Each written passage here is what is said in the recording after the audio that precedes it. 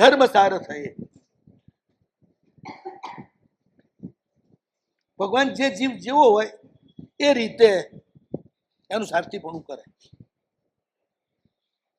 એનું ઉન્માર્ગે જતું રોકે, ઘણી રીતે રોકે. પણ એ ક્યારે? એમના શરણે આવી જાય પછી. સારથી એના જ બને જે શરણે આવ્યો. ત્યાં સુધી નાયક છે. ધર્મ કરે તો એનું ફળ આપે, ન કરે તો એનું ફળ આપે. નાયકનું કામ એ નિષ્પક્ષપાતપણે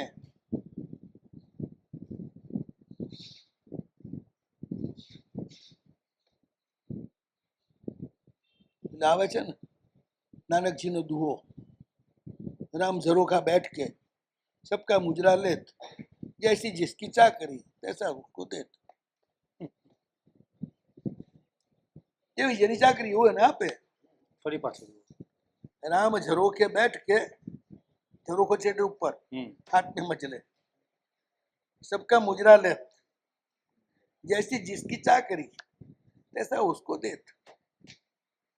તમે કેવી આજ્ઞાનું પાલન કર્યું છે, જેવું કર્યું હોય એવું તમને ફળ આપે. ફળ આપવું એમના હાથની વાત છે, તમારા હાથની નહીં. કર્મ કરવું હોય તમારા હાથની વાત છે, ફળ આપવું એમના હાથની વાત છે.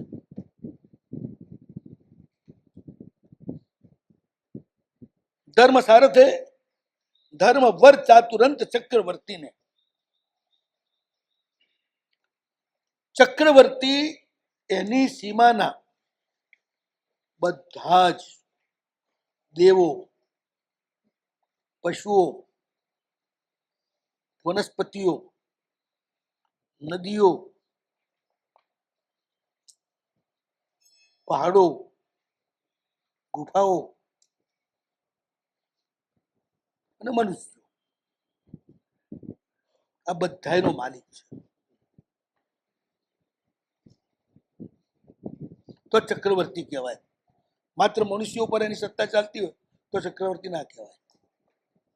બધા ઉપર એની સત્તા ચાલતી હોય. સ્થૂળ ભૂમિકામાં દેખાતા બધા જ બધે એની આન પ્રવૃત્તિ હોય. પ્રભુ ધર્મના ચક્રવર્તી છે.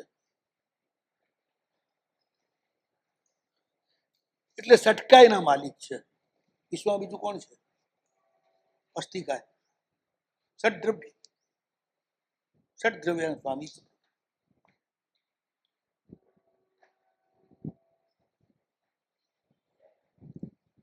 જીવ, અજીવ, ગતિ, સ્થિતિ, અવકાશ અને કાળ. એમનું સૂક્ષ્મ સામ્રાજ્ય છે ને, એટલે આખા વિશ્વના જે સૂક્ષ્મ ઘટકો છે, વિશ્વવ્યાપી, લોકાકાશ વ્યાપી, એ બધા જ ઘટકોના પ્રભુ સ્વામી છે.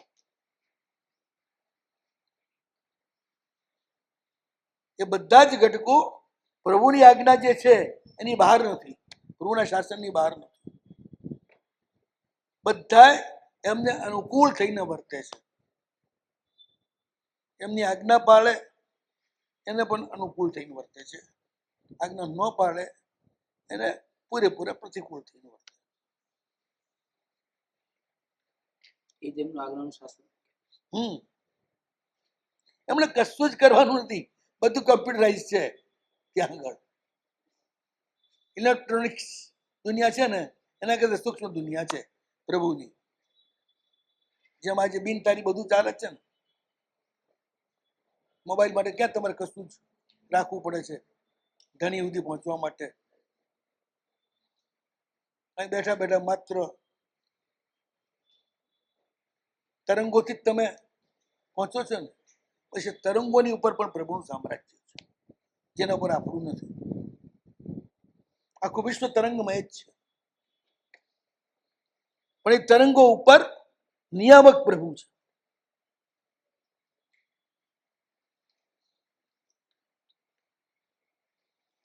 અને આમ ચાતુરંત ચક્રવર્તી એટલે દાનશીલ, તપ અને ભાવરૂપ 4 સીમાડા છે ધર્મના.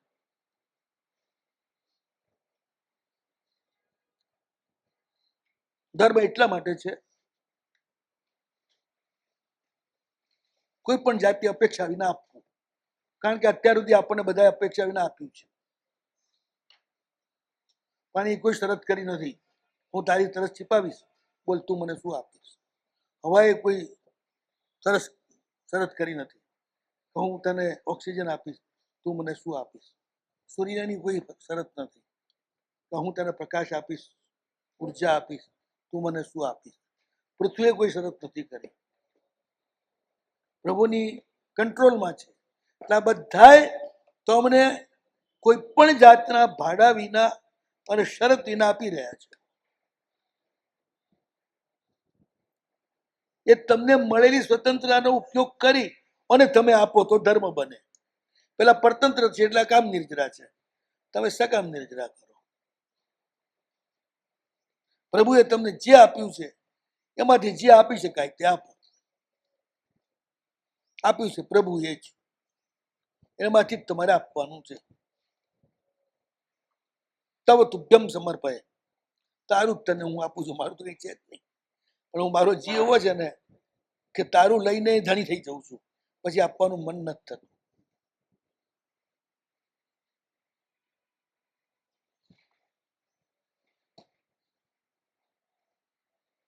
એટલે એ દાન. અહંકાર વિનાનો ત્યાગ.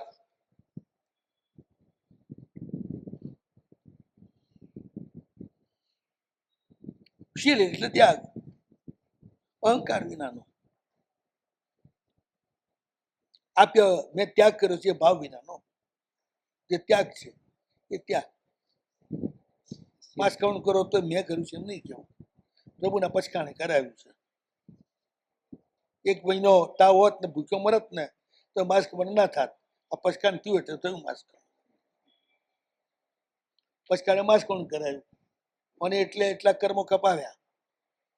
એક નૌકારસીથી પણ 100 વર્ષના કર્મ કપે, પણ નૌકારસી પચકાણ લો તો. પણ એમને જ 2 ઘડી ભૂખ્યા મરો તો પેલા કર્મ ના કપે. શીલનો બ્રહ્મચર્ય સામાન્ય તરીકે શીલનો અર્થ સદાચાર.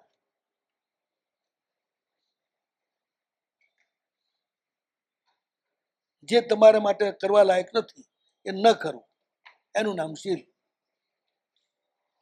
સ્ત્રીનું શીલ જે છે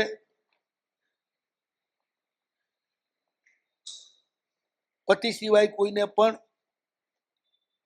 સકામ દ્રષ્ટિથી ન જોવા, પણ સાથે આંગણે જે આવે એને પતિ કરતા પ્રેમથી જમાડવા, એ એનું શીલ.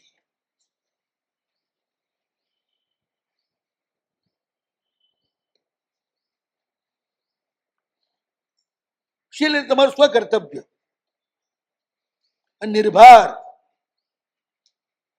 તમે કંઈક મોટી ધાડ મારી દીધી છે, બહુ મોટો પરાક્રમ કર્યું છે, એવો ભાવ તમને ના આવવો જોઈએ, તો જ શીલ ગણાય. તપ એ તો પ્રભુના પછાડ વિના થતું જ નથી, એટલે પહેલે જ તમારે નમવાનું જ છે ત્યાં.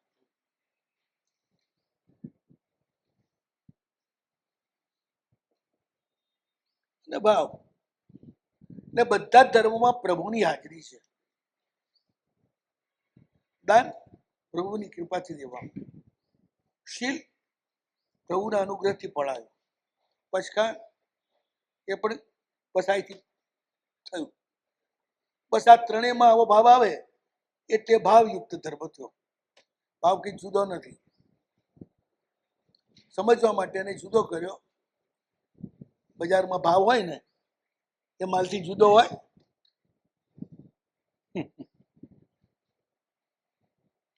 માલથી જુદો હોય જ નહીં ને. પણ ઉતાર ચઢાવ થાય ને એટલે એને ભાવ કહેવાય. પણ માલ સાથે જ સંકળાયેલો છે ભાવ. એમ દાન, શીલ અને તપ ત્રણેય સાથે સંકળાયેલો છે. આ ત્રણેયમાં મર્યાદા છે. મર્યાદા પાડો એટલે 4 4 થઈ ગયા. આ 3 દરિયા છે, અર્થ, ભોગ સામગ્રી અને શરીર, આ 3 દરિયા છે જેમાં તમે ડૂબી જાઓ. ભાવ એ હિમાલય છે.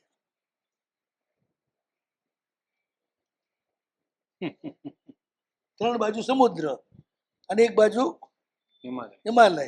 ચાતુરંત. એ તો ચાતુરંત છે ને. ભાવ એ હિમાલય છે. પેલા 3 દરિયા છે. એ સીમા પણ છે. અને ડૂબવું હોય તો ડૂબવા માટે છે. સીમા કરો તો એ બધા રક્ષક છે. સમુદ્ર આમ રક્ષક છે. સમુદ્રના કારણે ઘણા બધા આક્રમણો અટકી જાય.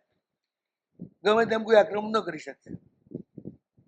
કુદરતી રક્ષા છે. પહાડ પણ રક્ષક છે. એ પણ એટલો ઊંચો છે જજ ચડીને દુશ્મનો ન આવી શકે. દાનશીલ, તપ અને ભાવ, આ 4 પ્રભુના છેડા. એના એ ચક્રવર્તી, એના માલિક. ચક્રવર્તી જેમ માલિક છે,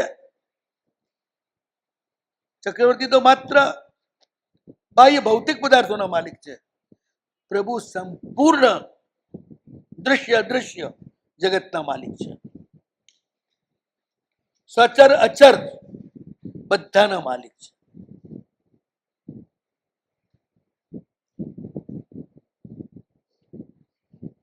સચર એટલે જીવ જગત, અચર એટલે પૂતગલ જગત.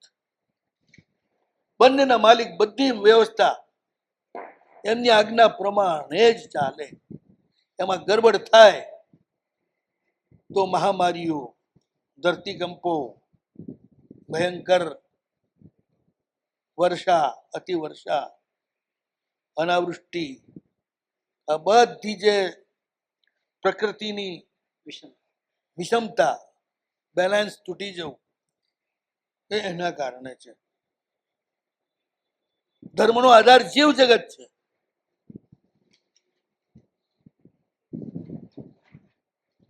અને જગત લેવાનું છે. અહીંયા જીવ જગત લેવાનું. જગતનો અર્થ બી બહુ વિશિષ્ટ છે.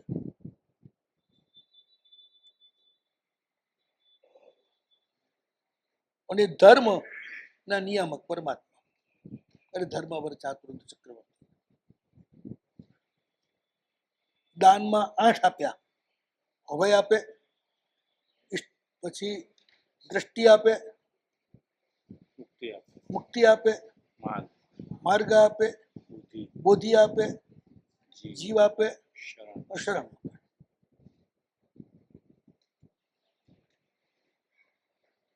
બધા જ જીવોને જીવ એ જ આપે છે. કોઈએ કોઈને મારવા નહીં. એ કાયદો કોનો? પ્રભુનો. કોઈ કોઈને ન મારે એટલે શું આપ્યું કહેવાય? જીવ આપ્યો કહેવાય.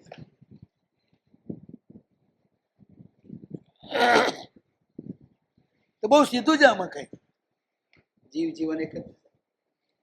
જીવને જીવન આપવું એક જ વસ્તુ છે.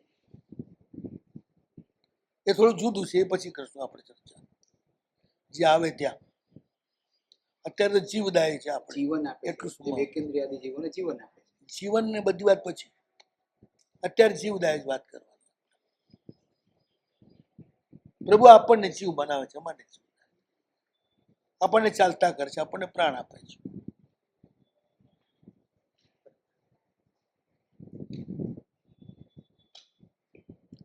ધર્મ એટલે મર્યાદા આપે છે. કોઈને પણ તારે નડવું નહીં તો કોઈ તને નડશે નહીં. તું કોકને નડીશ તો કોક તને નડશે. અને પ્રભુના કાયદામાં એવું નહીં તમે જેને નડ્યા એ જ નડે તમને પાછો. તો પછી આપણે કોઈ મોક્ષ જ નથી. એના બદલે બીજો કોઈ પણ જીવ નડે તમને.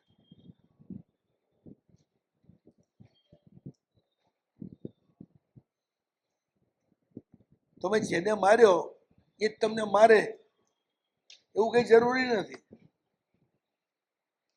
જે રીતે તમે કોકને માર્યો એ જ રીતે બીજો કોક તમને મારે એટલે સરભર થઈ ગયું. ઇંગ્લેન્ડમાં એક કિસ્સો બન્યો. એક માણસ ઉપર હત્યાનો આરોપ આવ્યો અને એક કેસ ગયો કાઉન્સિલમાં, પ્રી કાઉન્સિલમાં, ઉપરની કોર્ટ. એના જે જજ જેમની અમે કેસ ચાલે, એ જજ એ ઘટના બની ત્યારે ત્યાં જ હતા. અને પેલો જે ખૂન થયું એનો ખૂની આ નથી અને બીજો છે એ પાક્કી ખાતરી જજને, જજ પોતે જ જોયું. પણ કેસમાં જજ પોતે તો થઈ શકે નહીં, સાક્ષી. તો અમને જજ પદ ઉપરથી ઉતરી જવું પડે. કોઈના માટે પોતે સી રીતે ઉતરી જાય? બધા સાક્ષી એવા હતા, સાક્ષી એવું હતું કે પેલો ફિટ થઈ ગયો, એને ખૂન નથી કર્યું તો પણ એ ખૂનમાં ફિટ થઈ ગયો. જજે એને ફાંસીની સજા આપી દીધી. પછી એને જજે પૂછ્યું એના મરતા પહેલા, મને પાક્કી ખબર છે કે તે એને નથી માર્યો, 100% મને ખબર છે. તે નથી માર્યો તોય તને આ દંડ કેમ મળે છે? એટલે મને ભગવાન ઉપર અવિશ્વાસ થઈ જાય છે કે પ્રભુ આવા નિર્દય જેને ગુનો ન કર્યો હોય એને પણ એ દંડ આપે. પેલો માણસ છે ને એટલે એને પૂછે છે કે સાચું બોલ. મને ભગવાન ઉપરથી શ્રદ્ધા ડગી જાય છે તારી આ ઘટનાથી. સાચું બોલ, ખરેખર શું છે? પેલા એ કહ્યું કે સાહેબ,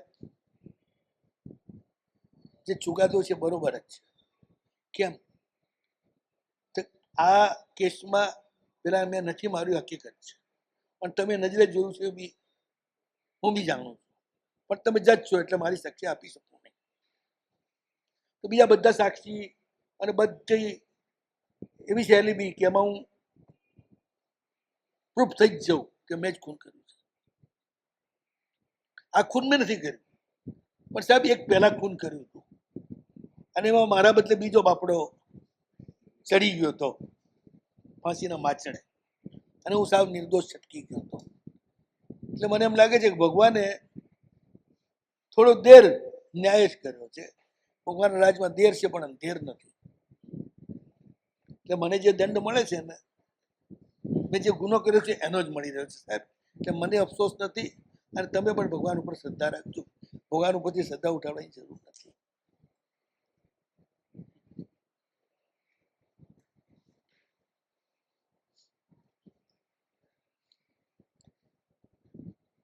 તમને હમણાં જે દંડ મળ્યો એ હમણાં જ ગુનો કર્યો છે માટે મળે એવું કઈ માનવાનું કારણ નથી. એ ગુનો તમે કબૂલ જ ના કર્યો અને એનું પછી વધતો જ ગયો ભાર. એટલે ભાઈ છેવટે આ લાવીને કરે ધર્મવર ચાતુરંત ચક્રવર્તી. એ સમગ્ર વિશ્વ વ્યવસ્થાના સંપૂર્ણ રીતે એ ચક્રવર્તી છે, એ વ્યવસ્થાપક છે.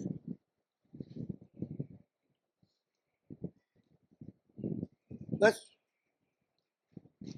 નમો હરિહંતાણમ, નમો આયર્યાણમ, નમો વજ્જાયણમ, નમો લે શુભ સાવણમ, એસો પંચન મુક્કારો સવ ભાવ પણાસનો મંગલાણ ચતુર્દશી પરમમ વૈ મંગલમ.